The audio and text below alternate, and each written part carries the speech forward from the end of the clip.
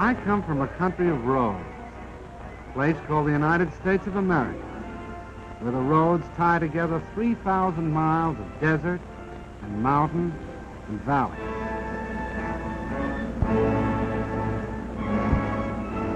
Because of the automobile, Americans who live 100 miles from each other are as close neighbors as the man next door.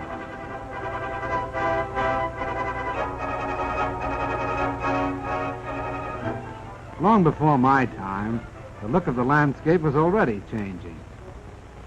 Men were dreaming about new cities of long avenues and wide spaces to live in.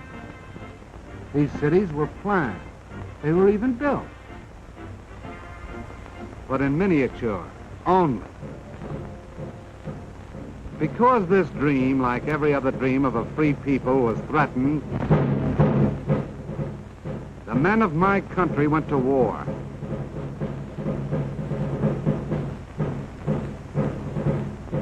The automobiles of the times of peace were stopped. They were stored away for the duration.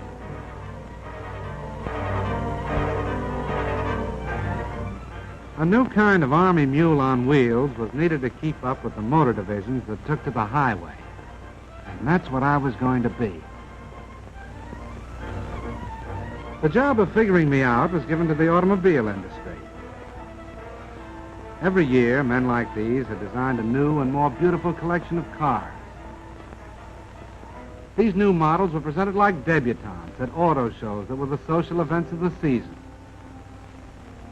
In the hands of these experts, there was no telling just what I might turn out to be. A beautiful sedan, maybe, with all the gadgets and devices. A handsome roadster. Maybe a peacock.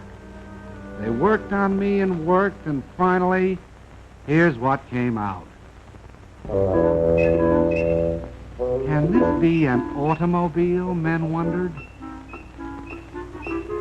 Looks more like a four-wheel Beetle, one of them said.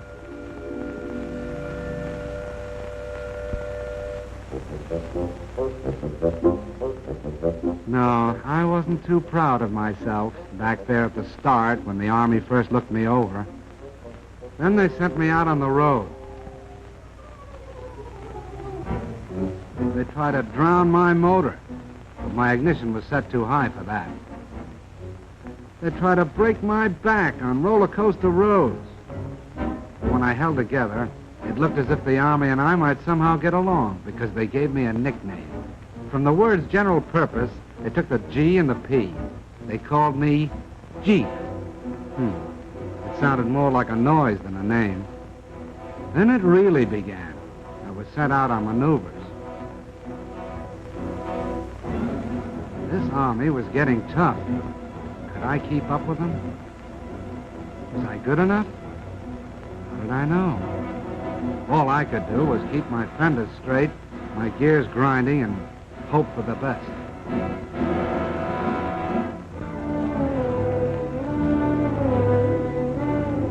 And the things they asked me to do, like rivers, for instance. I had to be light enough to cross water in my own canvas tarpaulin. Lucky I didn't weigh more than 2,200 pounds.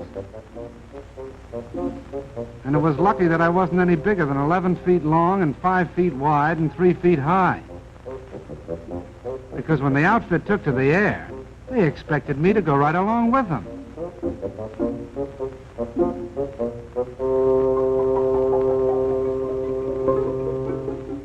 One day it'd be airplanes. The next it'd be a transport glider. And if I wasn't riding in them, I was pulling them up into the sky. Lucky I was 60 horsepower strong.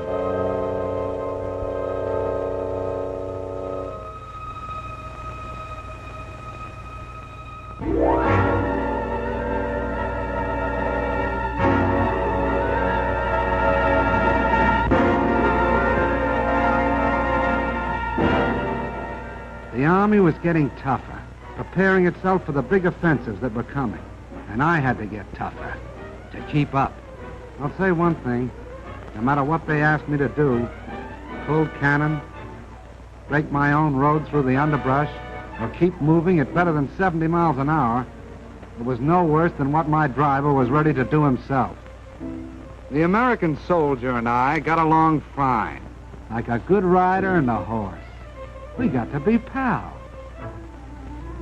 But even so, I had my doubts. Most of the machines around me had proved themselves in battle. I was still on probation.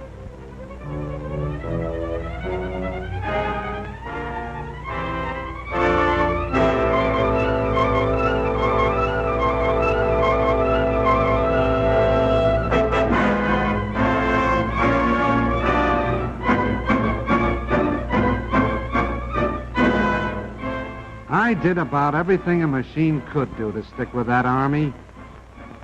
I stood up to gunfire and mounted a gun of my own. I laid down smoke to hide the tanks that followed. I helped out wherever I could.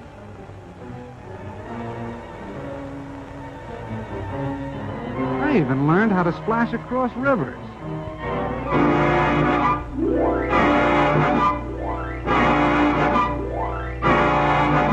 With a boat arrangement built around my middle. But I didn't know yet whether I was accepted until all of a sudden I found myself in mass production. It meant only one thing. I was a success. I was getting turned out one every 2 minutes. 30 Jeeps an hour. What do you think of that? All of a sudden, I found that I was a popular kind of character. I was marching right up there in front with the band. I was meeting movie stars, and we went out driving together. We sold war bonds right down the streets of Washington, D.C. itself. I was a success. I got all set to go traveling. They credited me up for shipment overseas to do the job I was built for.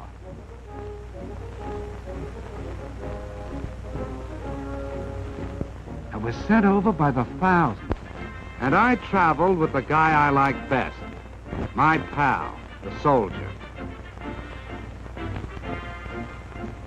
Wherever he goes, I go.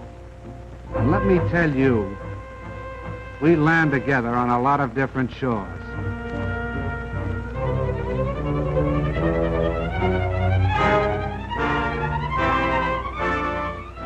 I went to work in the South Sea Islands.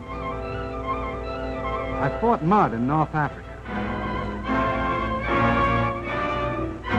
I went sightseeing in Egypt.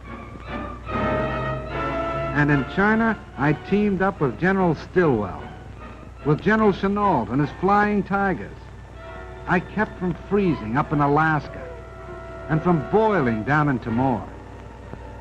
I traveled with General MacArthur in New Guinea. I was a success.